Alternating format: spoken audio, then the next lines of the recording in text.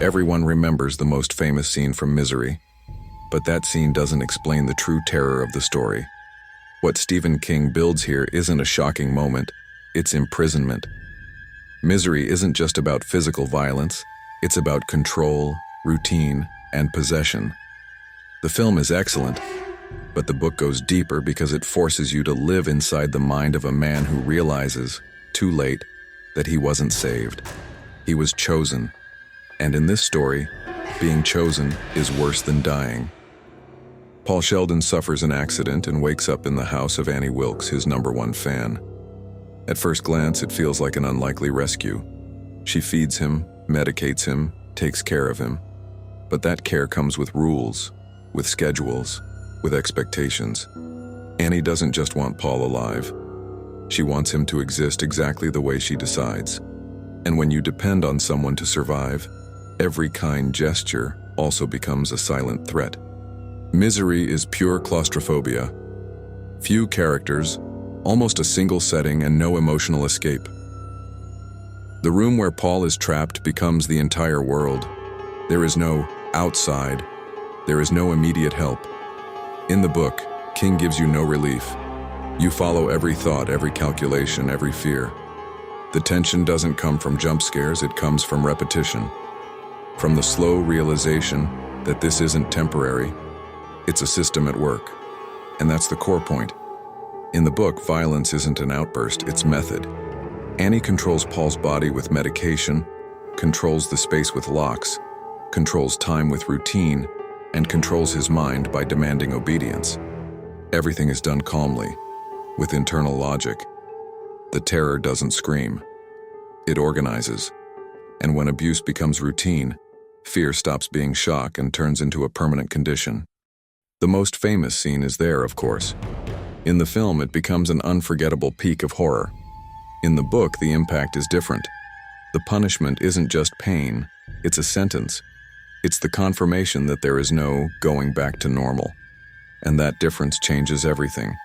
Because when the body understands there's no return, the mind switches into survival mode.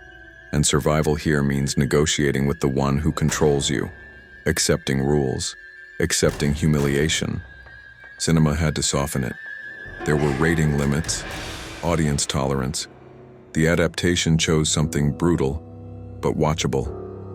And it works as a film. But that choice creates something dangerous, hope, the feeling that escape might still be possible. The book offers no anesthesia. It forces you to live with the irreversible, and living with it is what truly destroys someone from the inside. Annie Wilkes isn't terrifying because she screams or threatens all the time. She's terrifying because she's ordinary. She makes coffee, she fixes the bed, she talks, and in the same sentence, she reminds you who's in charge. In the book, that instability is constant. You never know if the next gesture is care or punishment. In the film, there are brief breaths. On the page, there aren't. That lack of air is what makes Annie feel so disturbingly real. Misery is also a story about possession. Annie doesn't just want Paul, she wants Misery, the character. She believes the work belongs to her. And because of that, writing becomes imprisonment. Paul writes to avoid dying, but also to avoid losing his mind. Art stops being expression and becomes currency for survival. King uses this as a fierce critique of obsession disguised as love. Here lies one of the biggest differences between book and film. The book locks you inside Paul's head.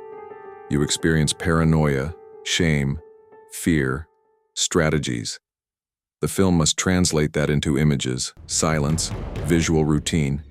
It works, but it changes the intimacy of suffering.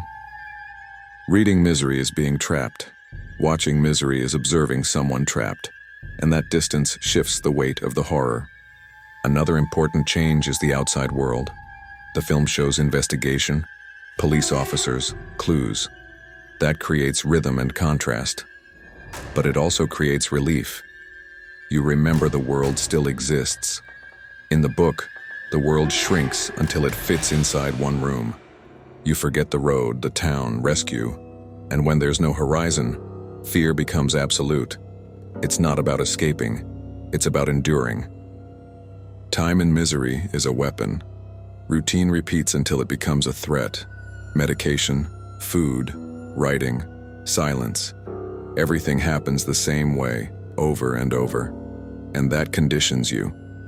Paul learns what he can say, when he can look, when he must stay quiet. Abuse stops being an event and becomes an environment. King builds horror not with monsters, but with distorted normality. At the climax, the film delivers physical confrontation and catharsis. The book delivers consequence. What matters isn't only surviving, it's what remains afterward. And in the book, what remains is a ghost. The idea of Annie stays alive inside Paul. She invades thoughts, gestures, decisions. Trauma doesn't respect happy endings. It continues beyond the final page. That's the question Misery leaves behind. What's more terrifying, facing a villain or carrying one inside you? The book insists on that psychological scar. The film suggests it, but it has to close the story. King doesn't close it. He leaves the reader uncomfortable because he understands that abuse doesn't end when the door shuts. It changes shape. That's why Misery ages so well. It's not just about a dangerous fan. It's about control, obsession, and the idea that someone can believe they own your creation, your body, your life. It's horror without the supernatural.